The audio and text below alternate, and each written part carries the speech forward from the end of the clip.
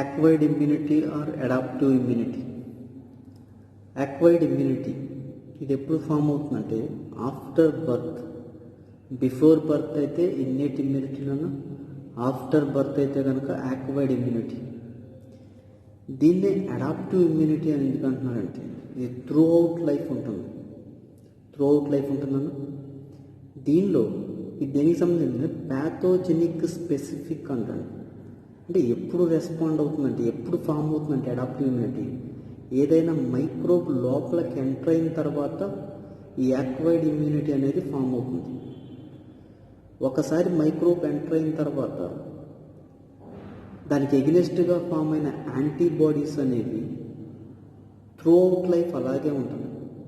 ఓకేనా?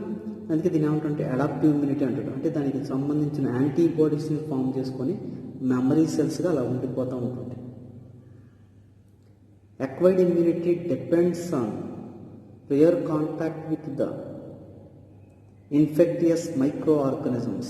Infectious microorganisms ఏవైతే ఉన్నాయో అవి లోపలికి ఎంటర్ అవ్వటం వల్ల ఈ acquired immunity are adaptive immunity అనేది ఫామ్ అవుతుందని చెప్తాం. ఒకవేళ మైక్రో ఆర్గానిజమ్స్ ఏమీ లోపలికి ఎంటర్ అవ్వకపోతే అక్వైర్డ్ ఇమ్యూనిటీ అనేది ఫామ్ అవుతుంది. అక్వైర్డ్ ఇమ్యూనిటీ దేని మీద డిపెండ్ అవుతుందంటే మైక్రో ఆర్గానిజమ్స్ అంటే లోపలికి ఎంటర్ అయిన మైక్రో ఆర్గానిజమ్స్ మీద డిపెండ్ అవుతుంది. ఈ అక్వైర్డ్ ఇమ్యూనిటీ అనేది పర్సన్కి డిఫరెంట్గా ఉంటున్నాను. It varies from person to person. అందరిలో ఒకేలాగా ఉండదు. అందరిలో ఒకేలాగా ఉండే ఇమ్యూనిటీ ఏదంటే ఇన్నేట్ ఇమ్యూనిటీ. అది బై బర్త్ అందరిలో ఒకలాగే ఉంటుంది ఇన్నేట్ ఇమ్యూనిటీ అనేది. అక్వైర్డ్ ఇమ్యూనిటీ అనేది ఏమవుతుందంటే పర్సన్కి మారిపోతుంది. ఎందుకంటే ఒక్కొక్క పర్సన్ ఒక్కొక్క దీనికి వైరస్కి లేదా మైక్రోబ్స్కి అట్రాక్ట్ అవుతుంటారు, అంటే ఇన్ఫెక్ట్ అవుతుంటుంటారు. అందువల్ల పర్సన్ను బట్టి ఇది మారిపోతూ ఉంటుంది. దానికి ఇమ్యూనిటీ పవర్ అందరిలో ఒకేలాగా ఉంటుంది. దేన్ని బేస్ చేసుకొని చెప్తూ ఉంటే ఈ అడాప్టివ్ ఇమ్యూనిటీ అనేది పర్సన్కి మారిపోతూ ఉంటుందని చెప్తుంది. అక్వైర్డ్ ఇమ్యూనిటీ అనేది 2 టైప్స్ అని చెప్తున్నాను. Acquired immunity 2 types. అవేంటి అంటే active acquired immunity, passive acquired immunity. Active acquired immunity మరలా 2 టైప్స్ అని చెప్తున్నాను. అదేంటంటే natural active immunity, artificial active immunity. Passive immunity కూడా మరలా 2 టైప్స్ చెప్తాం. Natural acquired passive immunity, artificial acquired passive immunity. Active acquired immunity immunological resistance developed by the organism through the production of in their body గుర్తుపెట్టుకోవాలని ఇక్కడ. అంటే active immunity అంటే ఏం చెప్తున్నాం అంటే active acquired immunity అంటే ఇమ్యునాలజికల్ రెసిస్టెన్స్ అనేది బాడీలోనే form అవుతుంది. ఎందువల్లంటే ఏదైనా యాంటీజెన్ ఎంటర్ అయినప్పుడు యాంటీబాడీస్ ఫామ్ అవుతున్నాయి కాబట్టి, అంటే ఓన్ బాడీయే యాంటీబాడీస్ని ఫామ్ చేసుకుంటుంది కాబట్టి దీన్ని ఏమంటామంటే యాక్టివ్ అక్వైర్డ్ ఇమ్యూనిటీ అంటాం. ఇది ఏం చెప్తున్నానంటే it is life time immunity. ఇది లైఫ్ టైమ్ ఇమ్యూనిటీ అని చెప్తున్నా, త్రూ అవుట్ లైఫ్ ఉంటుందని చెప్తున్నాం. But it is slow. అంటే మనకి ఇక్కడ ఏం చెప్తున్నా అంటే ఇంపార్టెంట్ పాయింట్ గుర్తుపెట్టుకోవాలని ఇక్కడ యాక్టివ్ అక్వైర్డ్ ఇమ్యూనిటీ అనేది స్లోగా ఉంటున్నాను. Slow and takes time to show it's fully effect response. వాటి యొక్క ఎఫెక్ట్ రెస్పాన్స్ చూపించడానికి చాలా టైం పడుతుంది. ఓకేనా? ఫుల్గా ఎఫెక్టివ్గా పనిచేయడానికి. ఎందుకు స్లో అవుతుందని చెప్తున్నాం అంటే యాక్టివ్ అక్వైర్డ్ ఇమ్యూనిటీ స్లోగా ఉంటుందని చెప్తున్నాం. ఎందుకంటే కనుక అవి బాడీలో వచ్చిన యాంటీజెన్ ఐడెంటిఫై చేయటం, వాటికి ఎగ్నెస్ట్గా యాంటీబాడీస్ను ఫామ్ చేయటం, ఓకేనా, తర్వాత మెమరీ సెల్స్ని ఫామ్ చేసుకోవటం, అంటే మనకి యాంటీబాడీస్ ఫామ్ అవటం, తర్వాత అవి ఫంక్షనల్గా కన్వర్ట్ అవటం, వీటన్నిటికీ ఏమవుతుంటే టైం ఎక్కువ పడుతూ ఉంటుంది. అందుకే యాక్టివ్ అక్వైర్డ్ ఇమ్యూనిటీ అనేది స్లో ప్రాసెస్ అని చెప్తున్నాను. ఓకేనా? గుర్తుపెట్టుకోవాలి. మొన్న ఇదే పాయింట్ వచ్చింది మనకి. నెక్స్ట్ దీనిలో మనకేంటంటే 2 టైప్స్ అని చెప్పుకున్నాం యాక్టివ్ అక్వైర్డ్ ఇమ్యూనిటీలో. Natural active immunity and artificial active immunity. Natural active ఇమ్యూనిటీలోకి వచ్చేసరికి మనకు ఏం చెప్తున్నాం అంటే రెసిస్టెన్స్ అనేది ఎలా డెవలప్ అవుతుందంటే రెసిస్టెన్స్ ఈస్ డెవలప్డ్ బై, అంటే మనకేంటంటే resistance is developed by an individual individual in response to natural infections or natural exposed to pathogens. ఇక్కడ ఏమవుతుందంటే ఇండివిజువల్స్ అనే వాళ్ళు ఏమవుతున్నారంటే నేచురల్ గా ప్యాథోజన్స్ కి ఎక్స్పోజ్ అవుతున్నారు. అంటే ప్యాథోజన్స్ అనేవి నేచురల్ గా బాడీలోకి ఎంటర్ అవుతున్నాయి కదా. దీన్ని ఏమంటామంటే నేచురల్ యాక్టివ్ ఇమ్యూనిటీ అంటాం. ఫర్ ఎగ్జాంపుల్ స్మాల్ ఫాక్స్ కానీ మీజిల్స్ కానీ మంప్స్ కానీ సంబంధించిన ప్యాథోజన్స్ ఏమవుతుందంటే నేచురల్ గానే బాడీలోకి ఎంటర్ అవుతున్నాయి. ఎంటర్ అయిన తర్వాత వాటికి ఎగ్నెస్ట్ గా యాంటీబాడీస్ ఫామ్ అవటం, తర్వాత మెమరీ సెల్స్ ఫామ్ అవటం, అంటే వీటన్నిటిని డిస్ట్రాయ్ చేయటం, ఇవన్నీ ప్రాసెస్ ఉంటుంది. ఇది నేచురల్. ఎగ్జాంపుల్ చాలా ఇంపార్టెంట్ నన్ను వీటిలో. తర్వాత artificial active immunity. Artificial active immunity అంటే పేరులోనే ఉంది ఆర్టిఫిషియల్ గా. అంటే ఇక్కడ ఏం చెప్తున్నాం, మనకేంటంటే ఇమ్యూనలాజికల్ రెస్పాన్స్ అనేది ఎలా డెవలప్ అవుతుందంటే artificial infections or inoculation of antigens. అంటే మనం ఇక్కడ ఏం చేస్తున్నామంటే ఆర్టిఫిషియల్ గా ఇనాక్టివ్ యాంటీజెన్స్ ని బాడీలోకి ఇంట్రడ్యూస్ చేస్తున్నాం. ఓకేనా. ఫర్ ఎగ్జాంపుల్ ఏంటంటే వ్యాక్సినేషన్. వ్యాక్సిన్స్ లో మనకి ఏం చేస్తున్నామంటే ఏ వ్యాక్సిన్ అయితే ఇస్తున్నామో దానికి సంబంధించిన యాంటీజెన్ నే వ్యాక్సిన్ రూపంలో బాడీకిలో పంపిస్తున్నాను. ఫర్ ఎగ్జాంపుల్ పోలియో వ్యాక్సిన్ ఉందనుకున్నా, పోలియో డ్రాప్స్ లో పోలియో వైరస్ ఉంటుంది. అది కూడా ఇనాక్టివ్ కండిషన్ లో కానీ లేదా డెడ్ కండిషన్ లో కానీ ఉంటుంటాయి యాంటీజెన్స్ అనేది. ఓకేనా. ఏ వ్యాక్సిన్స్ లో అయినా ఆ సంబంధించిన యాంటీజెన్ ఉంటుంది. అది మనకేంటంటే డెడ్ కండిషన్ లో కానీ లేదా ఇనాక్టివ్ కండిషన్ లో కానీ లేదా వీక్ కండిషన్ లో కానీ వీక్ గా ఉన్న యాంటీజెన్స్ కానీ ఇంట్రడ్యూస్ చేస్తారు. ఇక్కడ ఏమవుతుంది, నేచురల్ గా ఎంటర్ అవట్లా, మనమే ఇంట్రడ్యూస్ చేస్తున్నాం. దీన్ని ఏమంటే ఆర్టిఫిషియల్ యాక్టివ్ ఇమ్యూనిటీ అంటున్నాం. అంటే వ్యాక్సినేషన్ దీనికి ఎగ్జాంపుల్ చెప్తాం. ఓకేనా. ఇక్కడ ఏమవుతుంది, ఎగ్జాంపుల్స్ ఏం జరుగుతుంది, వ్యాక్సినేషన్ అదంటే బీసీజీ వ్యాక్సిన్ కానీ లేదా ఎంఎంఆర్ వ్యాక్సిన్స్ కానీ ఇవి. ఇక్కడ ఏమవుతుందంటే వ్యాక్సిన్స్ అంటే మనం ముందుగానే రాకుండా ప్రివెంట్ చేయడానికి వ్యాక్సిన్స్ ఇస్తున్నాం. ఫర్ ఎగ్జాంపుల్ పోలియో వ్యాక్సిన్ అనుకున్నాను. పోలియో వ్యాక్సిన్ లో పోలియో వైరస్ ఉంటుంది. ఆ వైరస్ చిన్న ఒక వైరస్ ని తీసుకుని లోపలికి ఇంట్రడ్యూస్ చేస్తున్నాం డ్రాప్స్ రూపంలో. ఇప్పుడు ఏమవుతుంది, ఇమ్యూన్ సిస్టమ్ రెస్పాండ్ అయ్యేసి అది వీక్ గా ఉంది కాబట్టి ఏమవుతుంది, ఇమ్యూన్ సిస్టమ్ దానికి ఎగ్నెస్ట్ గా యాంటీబాడీస్ ని ఫామ్ చేసుకొని దాన్ని డిస్ట్రాయ్ చేసేసి దానికి సంబంధించిన మెమరీ సెల్స్ ని ఫామ్ చేసుకుంటుంది. ఒరిజినల్ గా నేచురల్ గా ఎప్పుడన్నా పోలియో వైరస్ ఎంటర్ అయింది అనుకున్నాను బాడీలో, ఆల్రెడీ మెమరీ సెల్స్ ఫామ్ అయ్యి ఉన్నాయి కాబట్టి వెంటనే డిఫరెన్షియేట్ అవటం, నంబర్ని బేస్ చేసుకుని వాటి మీద అటాక్ చేసి వాటిని రిమూవ్ చేస్తుంది. వ్యాక్సినేషన్ యొక్క ఫంక్షన్ అది. అందుకే మనం ఏం చెప్తున్నాం అంటే జనరల్గా అయితే కనుక ఎక్కువ టైం పడుతుంది ఫస్ట్ ఐడెంటిఫై చేయటం. ఇది అదే మెమరీ సెల్స్ ఉన్నాయి అనుకోండి తక్కువ టైంతో అయిపోతుంది. ఎందుకంటే ఆల్రెడీ మెమరీ సెల్స్ ఉంటున్నాయి కాబట్టి వెంటనే అవి డిఫరెన్షియేట్ అవటమే, డివైడ్ అయ్యేసి వాటి నంబర్ని ఇంక్రీజ్ చేసుకుని వాటి మీద అటాక్ చేయటం అంతే. ఇది ఆర్టిఫిషియల్ యాక్టివ్ ఇమ్యూనిటీకి ఎగ్జాంపుల్ ఏంటంటే vaccination. Next passive immunity. Passive immunity పేర్లో ఉందన్న. ఇక్కడ ఏంటంటే బాడీలో యాంటీబాడీస్ ఫామ్ అవట్ల మనకి. ఇక్కడ immunity is developed by transfer of antibodies from one individual అంటే ఇమ్యూనైజ్డ్ ఇండివిజువల్ టు అనదర్ ఇండివిజువల్స్ అంటే నాన్ ఇమ్యూనైజ్డ్ పర్సన్స్. అంటే ఇమ్యూనైజ్డ్ పర్సన్స్ నుంచి నాన్ ఇమ్యూనైజ్డ్ పర్సన్స్ లోకి యాంటీబాడీస్ ని ట్రాన్స్ఫర్ చేయటాన్ని ఏమంటారంటే పాసివ్ ఇమ్యూనిటీ అంటారు నన్ను. ఇక్కడ ఏం చెప్తున్నాం అంటే ఇదేం చేస్తుందంటే వెంటనే రెస్పాన్స్ చూపిస్తుంది. యాక్టివ్ ఇమ్యూనిటీ ఏంటంటే స్లో ప్రాసెస్ అని చెప్పుకున్నాం. ఎందుకంటే లోపలికి ఎంటర్ అయిన వాటిని ఐడెంటిఫై చేయాలా, ఇమ్యూన్ సిస్టమ్ రెస్పాండ్ అవ్వాలా, వాటికి ఎగ్నెస్ట్ యాంటీబాడీస్ ని ఫామ్ చేయాలా. ఇక్కడేంది, డైరెక్ట్ గా యాంటీబాడీస్ నే ఇంజెక్ట్ చేస్తున్నాం బాడీలోకి, యాంటీబాడీస్ నే పంపిస్తున్నాను నన్ను ఆల్రెడీ. అందుకే దీన్ని పాసివ్ ఇమ్యూనిటీ అంటున్నాం. ఇదేంటంటే ఇమ్మీడియట్ గా రెస్పాన్స్ చూపిస్తుంది అని చెప్తున్నాం. బట్ దీని యొక్క లైఫ్ స్పాన్ అనేది ఎంత ఉంటుందంటే తక్కువ టైమే ఉంటుందని చెప్పారు. అదే మనకి యాక్టివ్ ఇమ్యూనిటీలో అయితే కనుక మెమరీ సెల్స్ ఫామ్ అయితే త్రూ అవుట్ లైఫ్ ఉంటుంది. అంటే అవి ఎప్పుడు సేమ్ యాంటీజెన్ లోపలికి ఎంటర్ అయినా కానీ వాటిని రిమూవ్ చేసే కెపాసిటీ వాటికి ఉంటుంది. అంటే మెమరీ సెల్స్ ఉంటున్నాయి కాబట్టి. ఇక్కడేమవుతుంది, రెడీమేడ్ యాంటీబాడీస్ ని ఇంజెక్ట్ ఇస్తున్నాం బాడీలోకి. ఇవేమవుతుంది, వాటి ఫంక్షన్ అయిపోగానే డిస్ట్రాయ్ అయిపోతాయి, ఎక్కువ కాలం ఉండవు. అవైతే కనుక మెమరీ సెల్స్ ఫామ్ లో ఉన్నాయి కాబట్టి త్రూ అవుట్ లైఫ్ అలాగే ఉండిపోతాయి. ఇవేమవుతుందంటే but last only for short duration, తక్కువ టైం మాత్రమే ఉంటాయి. మరలా తర్వాత యాంటీబాడీస్ మరలా తీసుకోవాల్సి వస్తుంది. ఎందుకంటే మెమరీ సెల్స్గా ఫామ్ అయి ఉండట్లు ఆ బాడీలో రెడీమేడ్ యాంటీబాడీస్ని మాత్రమే ఇంజెక్ట్ చేస్తున్నాం, వీటిలో ఇచ్చేస్తున్నాం.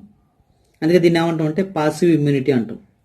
అంటే ఇమ్యూన్ సిస్టమ్ ఎటువంటి రెస్పాన్స్ చూపించట్లా, వీటిలో ఇమ్యూన్ సిస్టమ్ రెస్పాండ్ అవ్వకుండానే మనం ఏం చేస్తున్నాం అంటే రెడీమేడ్ యాంటీబాడీస్ని లోపలికి ఇంట్రడ్యూస్ చేస్తున్నాం. వీటిలోకి వచ్చేసరికి ఏంటంటే వీటిలో ఒక 2 టైప్స్ ఉంటాయి ఏం చెప్పుకున్నా పాసివ్లో కూడా. Natural passive immunity, artificial passive immunity. Natural passive ఇమ్యూనిటీకి వచ్చేసరికి ఏం చెప్తున్నాం అంటే నేచురల్గా అంటే ఇదేంటంటే immunity is developed by the transfer of antibodies నేచురల్గా యాంటీబాడీస్ అనేవి ట్రాన్స్ఫర్ అవుతూ ఉంటుంటాయి. మనం చెప్పుకునే ఉందాక ఇమ్యునైజ్డ్ పర్సన్స్ నుంచి నాన్ ఇమ్యునైజ్డ్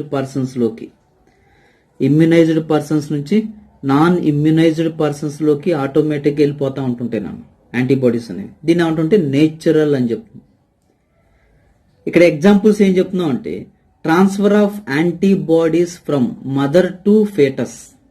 మనం ఆల్రెడీ చెప్పుకున్నా మదర్ నుంచి ఫేటస్ కి ప్లసెంటా ద్వారా ఐజీజీ యాంటీబాడీ ఎంటర్ అవుతున్నాను. ఓకేనా, మదర్ నుంచి ఫేటస్ కి ప్లసెంటా ద్వారా మనకి ఏది ట్రాన్స్ఫర్ అవుతుందంటే ఐజీజీ యాంటీబాడీ అనేది ట్రాన్స్ఫర్ అవుతుంది మదర్ నుంచి ఫేటస్ లోకి. మనం ఆల్రెడీ చెప్పుకున్నాం మదర్ మిల్క్ లో మనకి ఏముంటుంది అంటే ఐజీఏ యాంటీబాడీ ఉంటుందని చెప్పుకున్నాం. ఈ ఐజీ యాంటీబాడీ కూడా ఏమవుతుంటే మదర్ నుంచి మిల్క్ ద్వారా ఏమవుతుంటే బేబీకి వచ్చేస్తూ ఉంటుంది. ఇది నేచురల్ గా ట్రాన్స్ఫర్ అయ్యే యాంటీబాడీస్. దీన్ని నేచురల్ పాసివ్ ఇమ్యూనిటీ అంటారు. Next artificial passive immunity. Artificial passive immunity అంటే ఏంటంటే ఆర్టిఫిషియల్ గా మనమే యాంటీబాడీస్ ని లోపలికి పంపిస్తున్నాం. ఓకేనా, ఇక్కడ ఏం చెప్తున్నాం అంటే transfer of antibodies from immunized donor to a non immunized individuals. అంటే ఇమ్యునైజ్డ్ డోనార్ నుంచి నాన్ ఇమ్యునైజ్డ్ ఇండివిజువల్స్ కి యాంటీబాడీస్ ని ట్రాన్స్ఫర్ చేస్తున్నాం, ఆర్టిఫిషియల్ గా చేస్తున్నాం. ఇది ఫర్ ఎగ్జాంపుల్ ఏంటంటే ఏటీఎస్ యాంటీ టిటానస్ సీరం, లేదా యాంటీ ర్యాబిస్ సీరం, లేదా యాంటీవేనం ఉందనుకున్నాను. దాన్ని ఏం చేస్తున్నాం అంటే యాంటీవేనంని మనం ఏం చేస్తున్నాం అంటే స్నేక్ పాయిజన్ ఏం చేస్తాం అంటే హార్స్ కానీ షీప్స్ కానీ ఇంజెక్ట్ చేస్తున్నాను. వీటికి ఏంటంటే హార్స్కి ఇమ్యూనిటీ పవర్ ఎక్కువ. అందుకే ఏమవుతుందంటే అంటే తక్కువ క్వాంటిటీలో మనం ఏం చేస్తామంటే ఇంజెక్ట్ చేస్తూ ఉంటుంటాం హార్స్కి. హార్స్ సీరం ఏం చేస్తుందంటే వీటికి ఎగ్నెస్ట్గా యాంటీబాడీస్ని ఫామ్ చేస్తూ ఉంటుంటుంది. ఈ యాంటీబాడీస్ని కలెక్ట్ చేస్తుంటుంటారు. కలెక్ట్ చేసేసి హ్యూమన్స్కి యూజ్ చేస్తూ ఉంటుంటున్నాను. ఓకేనా, ఏదైనా సరే యాంటీ టిటానస్ సీరం కానీ లేదా యాంటీ ర్యాబిస్ సీరం కానీ ఇవన్నీ వేటికి ఇంజెక్ట్ చేస్తారంటే వేటి నుంచి ప్రొడ్యూస్ చేస్తారంటే హార్స్ కానీ షిప్స్ నుంచి కానీ ప్రొడ్యూస్ చేస్తారు. ఎందుకంటే వీటి యొక్క ఇమ్యూనిటీ పవర్ ఎక్కువ. మిగిలిన ఆర్గానిజంతో కంపేర్ చేసినప్పుడు హార్స్కి ఇమ్యూనిటీ పవర్ ఎక్కువనాను. అందుకే యాంటీ వీనం తయారు చేయాలంటే హార్స్కి చిన్నగా స్నేక్ వీనంని ఇంజెక్ట్ చేస్తారు తక్కువ క్వాంటిటీలో. దీనివల్ల ఏమవుతుంది దానిలో యాంటీబాడీస్ ఫామ్ అవుతాయి. ఆ సీరంని ఫిల్టరేట్ చేసి రకరకాల ప్రాసెస్ ద్వారా ఏంటంటే యాంటీబాడీస్ని సీరం నుంచి కలెక్ట్ చేస్తూ ఉంటుంటారు. ఇక్కడ ఏం చేస్తున్నాం అంటే స్నేక్ వేనం మనకి ఏ స్నేకో తెలియదు కలిసింది, అప్పుడు ఏం చేస్తాం అంటే యాంటీవేనంని ఇంజెక్ట్ చేస్తాం. యాంటీవేనంలో ఏముంటాయంటే యాంటీబాడీస్ ఉంటాయి. ఎందుకంటే ఈ యాంటీబాడీస్ ఏంటంటే మనం ఆల్రెడీ తయారు చేసిన యాంటీబాడీస్ కాబట్టి వీటిని ఆర్టిఫిషియల్ పాసివ్ ఇమ్యూనిటీ అంటారు. యాంటీబాడీస్ వెళ్ళిపోయి ఆ స్నేక్ వేనంకు సంబంధించిన యాంటీజెన్స్ని డిస్ట్రాయ్ చేసేస్తాయి. అది ఆర్టిఫిషియల్ పాసివ్ ఇమ్యూనిటీ గురించి. బేస్డ్ ఆన్ ద ఇమ్యూన్ రెస్పాన్స్ని బేస్ చేసుకొని అడాప్టివ్ ఇమ్యూనిటీ అనేది 2 టైప్స్ అని చెప్తున్నాను. అడాప్టివ్ ఇమ్యూనిటీ అనేది వాటి యొక్క రెస్పాన్స్ని బేస్ చేసుకుని 2 టైప్స్గా డివైడ్ చేసాం. అదేంటంటే cell mediate immunity, humoral immunity. Cell mediate ఇమ్యూనిటీనే సిఎంఐ అంటున్నాను, హ్యూమరల్ ఇమ్యూనిటీనే హెచ్ఐ అంటారు. Cell mediate immunity, humoral immunity రెండు కూడా అడాప్టివ్ ఇమ్యూనిటీలో పార్ట్సే. ఓకేనా, ఫస్ట్ హ్యూమరల్ ఇమ్యూనిటీ. హ్యూమరస్ అంటే మనం ఆల్రెడీ చెప్పుకున్నా, హ్యూమరస్ అంటే లిక్విడ్ మెటీరియల్స్, ప్లాస్మా కానీ లింఫ్ కానీ ఏవైతే లిక్విడ్ మెటీరియల్స్ ఉన్నాయో బాడీలో వాటిని ఏంటంటే హ్యూమరల్ అంటారు.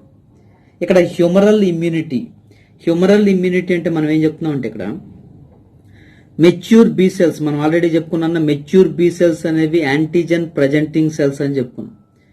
ఇక్కడ ఏంటంటే మెంబ్రెయిన్ బౌండ్ యాంటీబాడీస్ వేటి మీద ఉంటాయి అని చెప్పుకున్నాం అంటే matured B cells and memory B cells, ఈ రెండింటి మీద మెంబ్రెయిన్ బౌండ్ యాంటీబాడీస్ ఉంటాయని మనం ఆల్రెడీ చెప్పుకున్నాను అంతకుముందు.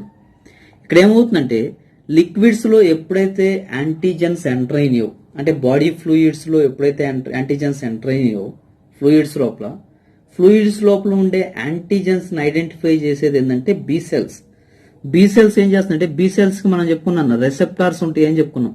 అంటే మెంబ్రెయిన్ బౌండ్ యాంటీబాడీస్ ఉంటున్నాయి. ఈ మెంబ్రెయిన్ బౌండ్ యాంటీబాడీస్ ఏం చేస్తున్నాయి అంటే ఫ్రీ యాంటీజెన్స్ ఏవైతే ఉన్నాయో, ఇవి ఫ్రీ యాంటీజెన్స్ అన్న, ఈ ఫ్రీ యాంటీజెన్స్ ఏవైతే ఉన్నాయో ఆ ఫ్రీ యాంటీజెన్స్ ని ఐడెంటిఫై చేసి వాటిని క్యాప్చర్ చేసుకుంటాయి. ఓకేనా, మనం చెప్పుకున్నాం యాంటీజెన్ యాంటీబాడీ ఒక రీజన్ లో అటాచ్ అవుతాయి అని చెప్పుకున్నాం. ఎక్కడంటే ఎపిటోపు పారాటోప్ రీజన్స్ లో ఈ రెండు అటాచ్ అవుతున్నాయి.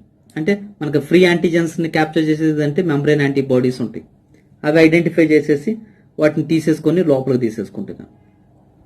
లోపల ఏమవుతుందంటే వీటి యొక్క ప్రాసెసింగ్ జరుగుతుంది, అంటే ఫ్రాగ్మెంటేషన్ జరుగుతుంది. అంటే ఫ్రీ యాంటీజెన్స్ ఏం చేస్తాయంటే లోపల తీసేసుకొని ఎంగల్ఫ్ చేసేస్తాయి వాటిని. ఓకేనా, అంటే ప్రాసెసింగ్ జరిగిన తర్వాత దానిలో ఉండే స్మాల్ ఫ్రాగ్మెంట్ ని, యాంటీజెనిక్ ఫ్రాగ్మెంట్ ని ఏం చేస్తుందంటే MSC2 మాలిక్యూల్ ఇది లోపలికి తీసేసుకొని ఫ్రాగ్మెంటేషన్ జరిగిందన్న, ప్రాసెసింగ్ జరిగిపోతుంది. ఫ్రాగ్మెంటేషన్ జరిగేసి ప్రాసెసింగ్ జరిగేసి MSC2 మాలిక్యూల్ ఏం చేస్తుందంటే దీన్ని ఏదైతే ఉందో ఫ్రాగ్మెంటెడ్ యాంటీజెన్ ఏదైతే ఉందో ఆ ఫ్రాగ్మెంటెడ్ యాంటీజెన్ ని సర్ఫేస్ మీద డిస్ప్లే చేస్తూ ఉంటుంటది. ఇక్కడ సర్ఫేస్ మీద డిస్ప్లే చేస్తుంది. ఇది MSC2 మాలిక్యూల్. అంటే ఫ్రాగ్మెంటెడ్ యాంటీజెన్ ని డిస్ప్లే చేసేది ఏదంటే మెంబ్రెయిన్ మీద MSC2 మాలిక్యూల్ అన్న. ఈ డిస్ప్లే చేయబడిన MSC2 మాలిక్యూల్ ని ఐడెంటిఫై చేసేది ఏంటంటే టీ హెల్పర్ సెల్స్. మనం ఆల్రెడీ చెప్పుకున్నాం T helper cells free antigens ని ఐడెంటిఫై చేసే కెపాసిటీ లేదని చెప్పుకున్నాను. ఎందుకంటే వీటి మీద పర్టికులర్ రెసెప్టార్స్ అంటూ లేవు.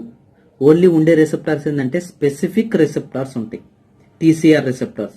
ఈ TCR రెసెప్టార్స్ ఏం చేస్తున్నాయి అంటే ఓన్లీ MSC2 మాలిక్యూల్ కి అటాచ్ అయిన యాంటీజెన్స్ ని మాత్రమే ఐడెంటిఫై చేస్తాయి.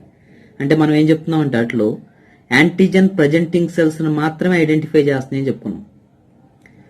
బి సెల్ కూడా యాంటీజెన్ ప్రజెంటింగ్ సెల్. ఇది కూడా ఏం చేస్తుందంటే MSC2 మాలిక్యూల్ ద్వారా యాంటీజెన్ ని డిస్ప్లే చేస్తూ ఉంటుంటది. ఈ డిస్ప్లే చేయబడిన యాంటీజెన్ ని టీ హెల్పర్ సెల్స్ ఐడెంటిఫై చేస్తాయి. టీ హెల్పర్ సెల్స్ మీద CD4 మార్కర్స్ ఉంటాయి ఏం చెప్పుకున్నాను. ఈ CD4 మార్కర్స్ ఏం చేస్తాయంటే వీటిని MSC మాలిక్యూల్ ని అటాచ్ అవుతుంది, బైండ్ అవుతుంది. అంటే మనకి ఇక్కడ ఏంటంటే ఒక కాంప్లెక్స్ అనేది ఫామ్ అయింది, యాంటీజెన్ యాంటీబాడీ కాంప్లెక్స్. అంటే మనకేంటంటే టీ హెల్పర్ సెల్స్ తర్వాత ఈ బి సెల్స్ అంటే యాంటీజెన్ యొక్క కాంప్లెక్స్ అనేది ఫామ్ అవుతుంది. ఎప్పుడైతే టీ హెల్పర్ సెల్స్ వీటిని ఐడెంటిఫై చేసినాయో, అటాచ్ అయినాయో వాటికి, వెంటనే టీ హెల్పర్ సెల్స్ నుంచి మనకి సైటోకైన్స్ రిలీజ్ అవుతాయి. కన్నా టీ హెల్పర్ సెల్స్ నుంచి మనకి ఏం రిలీజ్ అవుతుంది అంటే సైటోకైన్స్ అనేవి రిలీజ్ అవుతున్నాయి. ఇవి సైటోకైన్స్. ఈ సైటోకైన్స్ వల్ల ఏమవుతుందంటే ఈ సైటోకైన్స్ ఏం చేస్తాయి అంటే బి సెల్స్ ని స్టిమ్యులేట్ చేస్తాయి. ఇంకా యారో మార్క్ పైకి వేసిన బి సెల్స్ స్టిమ్యులేట్ చేస్తాయి. ఈ బి సెల్స్ ఏం చేస్తున్నాయి అంటే మనకి డిఫరెన్షియేట్ అవుతున్నాయి. ఇక్కడ డిఫరెన్షియేట్ అవుతుంది నాన్న బి సెల్స్. డిఫరెన్షియేట్ అయ్యేసి ఇక్కడ ఏం చేస్తున్నాయి అంటే మెమరీ సెల్స్ తర్వాత ప్లాస్మా సెల్స్ గా కన్వర్ట్ అవుతున్నాయి, డివైడ్ అవుతున్నాయి. Memory cells, plasma cells. Memory cells అని వీటి ఏం చేస్తున్నాయి అంటే మెమరీ సెల్స్ అనేవి అలా ఉండిపోతాయి. సేమ్ యాంటీజెన్ రిపీట్ అయినప్పుడు ఫ్యూచర్ లో ఈ మెమరీ సెల్స్ నుంచి మరలా ఇవేమవుతుందంటే యాంటీబాడీస్ ని ఫామ్ చేస్తాయి. ప్లాస్మా సెల్స్ ఏం చేస్తున్నాయి అంటే డిఫరెన్షియేట్ అయ్యేసి యాంటీబాడీస్ ని ఫామ్ చేస్తాయి. మనం చెప్పుకున్నాం ప్లాస్మా సెల్స్ మాత్రమే యాంటీబాడీస్ ని ఫామ్ చేస్తాయి. ఓకేనా, మెమరీ సెల్స్ అలా ఉండిపోతాయి. ఇప్పుడు ఈ ప్లాస్మా సెల్స్ ఏం చేస్తున్నాయి అంటే డివైడ్ అయ్యేసి మనకి యాంటీబాడీస్ ని కంటిన్యూగా ఫామ్ చేస్తూనే ఉంటుంటాయి. ఈ యాంటీబాడీస్ ఏం చేస్తాయి అంటే ఫ్రీ యాంటీజెన్స్ ఏవైతే ఉన్నాయో వాటన్నిటిని పట్టేసుకుని వెళ్ళిపోతూ ఉంటుంటాయి. ఎక్కడికక్కడ వాటిని అటాచ్ చేసుకుంటున్నాను కదా. ఇక్కడ ఈ ఫామ్ అయిన యాంటీబాడీస్ యొక్క ఫంక్షన్ ఏంటి, ఏం చేస్తున్నాయి ఈ యాంటీబాడీస్, రిలీజ్ అయిన యాంటీబాడీస్ ఏం చేస్తున్నాయి అంటే ఇవి యాంటీజెన్ని ఏ విధంగా రిమూవ్ చేస్తాయి బాడీ నుంచి, ఎలా రిమూవ్ చేస్తాయి అంటే రకరకాల ప్రాసెస్ ఉంటాయినన్న. ఈ యాంటీబాడీస్ యాంటీజెన్స్ రిమూవ్ చేసే ప్రాసెస్ ఏంటంటే రకరకాలుగా ఉంటుంటాయి. అవేంటంటే న్యూట్రలైజింగ్ యాంటీజెన్స్, అంటే యాంటీబాడీస్ ఏం చేస్తాయి అంటే యాంటీజెన్స్ ని న్యూట్రలైజ్ చేస్తున్నాయి. ఎలా న్యూట్రలైజ్ చేస్తున్నాయి అంటే ఇది యాంటీజెన్ అన్న, ఇది వైరస్ అనుకుందాం. యాంటీబాడీస్ ఏం చేస్తున్నాయంటే వైరస్ ఎక్కడైతే టాక్సిక్ సబ్స్టెన్స్ రిలీజ్ చేస్తూ ఉంటుంటాయో, ఓకేనా, ఏ ఏరియా అయితే కొంచెం క్రిటికల్ గా ఉంటుందో వైరస్ లో ఆ ఏరియాని కరెక్ట్ గా బైండ్ చేసేసుకొని వాటి యొక్క టాక్సిసిటీని డిక్రీజ్ చేస్తూ ఉంటుంటాయి. ఆ విధంగా ఏం చేస్తాయంటే న్యూట్రలైజ్ చేస్తాయి అని చెప్తాం యాంటీజెన్స్. నెక్స్ట్ ఇంకోటి ఏంటంటే ఆప్సనైజేషన్, ఇంపార్టెంట్ ఆప్సనైజేషన్ అంటే ఏం చేస్తుందంటే ఫర్ ఎగ్జాంపుల్ బ్యాక్టీరియా ఏదైనా మైక్రోబ్ లోపలికి ఎంటర్ అయింది, ఆ మైక్రోబ్ చుట్టూ యాంటీబాడీస్ ఏం చేస్తాయంటే ఆ మెంబ్రెయిన్ ని సరౌండ్ చేస్తూ అలా ఉండిపోతాయి. అలా ఉండిపోవటం వల్ల ఇవేం చేస్తున్నాయంటే ఈ యాంటీబాడీస్ ఎలా యూజ్ అవుతున్నాయంటే వీటిని అట్రాక్ట్ చేసే విధంగా ఫామ్ చేస్తాయి.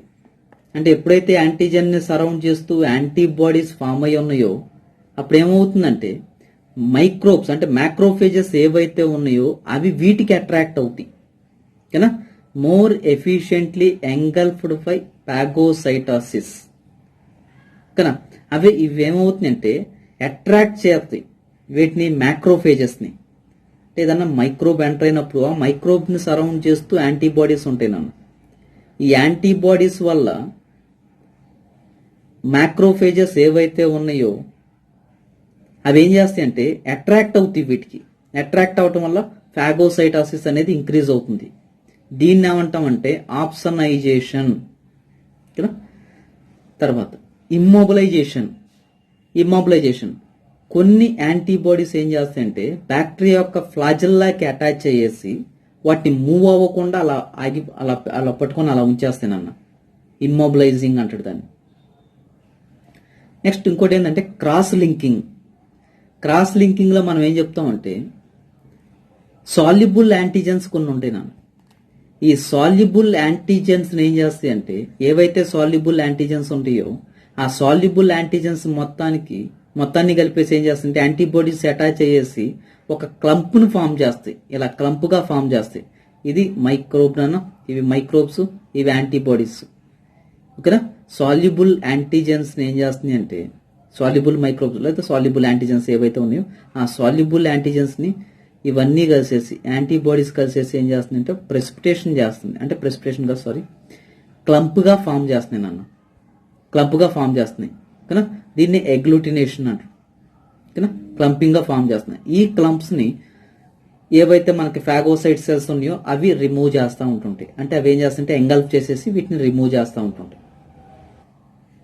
నెక్స్ట్ ప్రెసిపిటేషన్ లోకి వచ్చేసరికి దీనిలో కూడా సాల్యుబుల్ యాంటీజెన్స్ ఏవైతే ఉన్నాయో వాటిని ఏం చేస్తుంది అంటే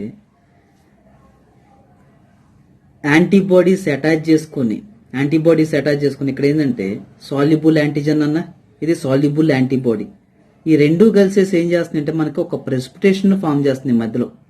ఇది ప్రెసిపిటేషన్ ఫామ్ చేస్తుంది, ఓకేనా. అది సాల్యుబుల్ యాంటీజెన్స్ సాల్యుబుల్ యాంటీబాడీస్ రెండు కలిసేసి మనకి ఏం చేస్తుందంటే ఒక ప్రెసిపిటేషన్ ఫామ్ చేస్తుంది. ఈ ప్రెసిపిటేషన్ మనం చెప్పుకున్నాం ఫాగోసైట్ సెల్స్ ఏవైతే ఉంటాయో అవి ఏం రిమూవ్ చేస్తూ ఉంటుంటాయి. యాంటీబాడీస్ ఏం చేస్తుంది అంటే activate the phagocytes and complement systems. ఎప్పుడైతే యాంటీబాడీస్ రిలీజ్ అవుతున్నాయో వెంటనే ఫాగోసైట్స్ యాక్టివేట్ అవుతున్నాను. తర్వాత ఫాగోసైట్స్ ఏం చేస్తాయంటే యాక్టివేట్ అయ్యేసి ఎంగల్ఫ్ చేసేస్తూ ఉంటుంటాయి, ఫాగోసైటోసిస్ ని ఇంక్రీజ్ చేస్తూ ఉంటుంటాయి. కాంప్లిమెంట్ సిస్టమ్ ఆల్రెడీ మనం చెప్పుకున్నాం, ఆ సెల్ మెంబ్రెయిన్ మీద ఏం చేస్తుంటే పోర్స్ చేస్తాయి అని చెప్పుకున్నాం. ప్లాస్మా ప్రోటీన్స్ అని చెప్పుకున్నాను, ఇనాక్టివ్ ప్లాస్మా ప్రోటీన్స్ ఉంటాయి అని చెప్పుకున్నాం కాంప్లిమెంట్ సిస్టంలో. ఓకే, నెక్స్ట్ ఈ యాంటీబాడీ కాంప్లెక్సెస్ మనం ఇప్పుడు దాకా చెప్పుకున్నది ఏంటంటే ఈ యాంటీబాడీ కాంప్లెక్సెస్ ఫామ్ అయినాయి క్రాస్ లింకింగ్ ద్వారా కానీ లేకపోతే ప్రెసిపిటేషన్ ద్వారా కానీ ఇలా యాంటీబాడీ కాంప్లెక్స్ ఫామ్ అయింది. ఈ ఫామ్ అయిన కాంప్లెక్సెస్ ని రిమూవ్ చేసేది ఏంటంటే ఎసినోఫిల్స్, మోనోసైట్స్ అంటే మ్యాక్రోఫేజెస్ ఏవైతే ఉన్నాయో అవి, తర్వాత ఎసినోఫిల్స్ ఇవన్నీ ఏం చేస్తాయంటే వాటిని రిమూవ్ చేస్తాయి అక్కడ నుంచి. ఓకేనా? ఈ విధంగా బాడీలోకి ఎంటర్ అయిన యాంటీజెన్స్ ని రిమూవ్ చేస్తూ ఉంటుంటాయి యాంటీబాడీస్ అనేవి. Next cell mediate immunity.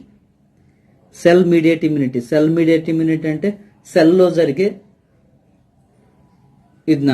సెల్లో జరిగే ఇమ్యూన్ సిస్టమ్. అంటే సెల్లోకి ఏదైనా సెల్ డ్యామేజ్ అయినప్పుడు లేదా వైరస్ ఇన్ఫెక్టెడ్ సెల్స్ ఏమన్నా ఉంటే కనుక వాటిని ఏ విధంగా రిమూవ్ చేస్తాయి, ఇది సెల్ మీడియేట్ ఇమ్యూనిటీ అంట. సెల్ మీడియేట్ ఇమ్యూనిటీలో మనం ఏం చెప్తాం అంటే ఒకసారి డయాగ్రామాటిక్ గా చూసుకుంటే ఈజీగా అర్థమవుతుందన్న. ఇదేంటంటే యాంటీజెన్ ప్రజెంటింగ్ సెల్ అని చెప్తున్నాం. యాంటీజెన్ ప్రజెంటింగ్ సెల్ అంటే ఇక్కడ ఏమవుతుందంటే మ్యాక్రోఫేజ్ ఏం చేస్తుందంటే ఎంగల్ఫ్ చేస్తుంది.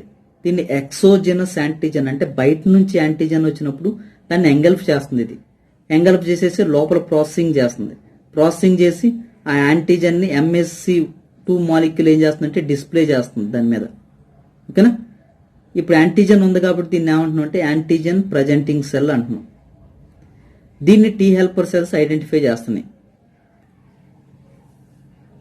CD4 మార్కర్స్ ఉన్నాయి నాన్న ఇక్కడ. CD4 మార్కర్స్ దానికి అటాచ్ అవుతున్నాయి.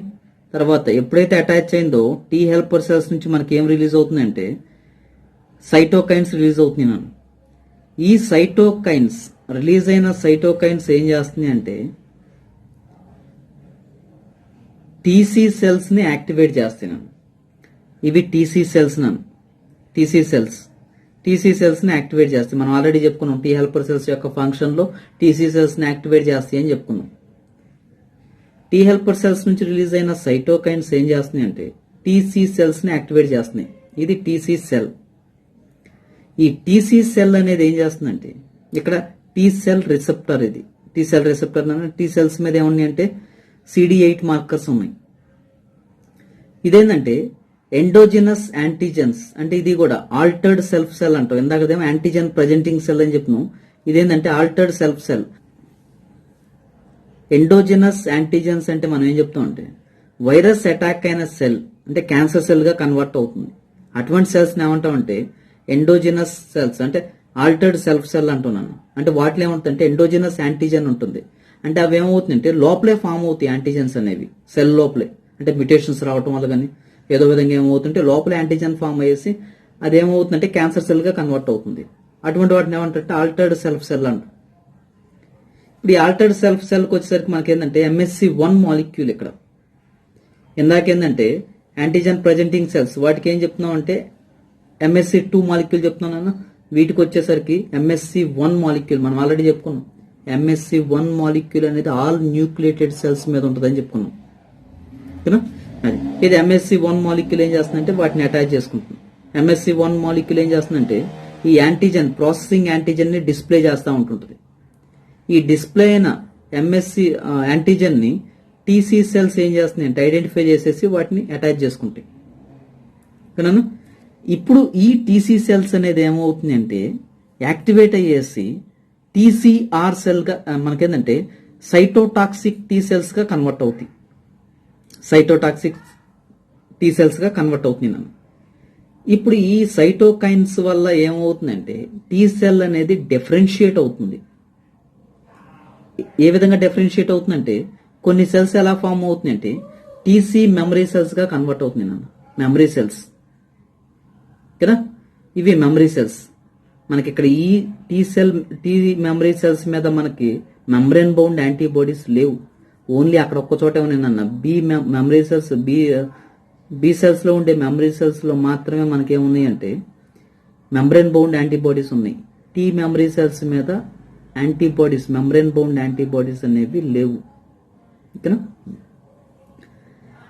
తర్వాత మెమరీ సెల్స్ గా కన్వర్ట్ అవుతుంది. తర్వాత ఎఫెక్టర్ సిటీ సెల్స్ గా, ఓకేనా, ఎఫెక్టర్ సిటీ సెల్స్ గా కూడా కన్వర్ట్ అవుతుంది.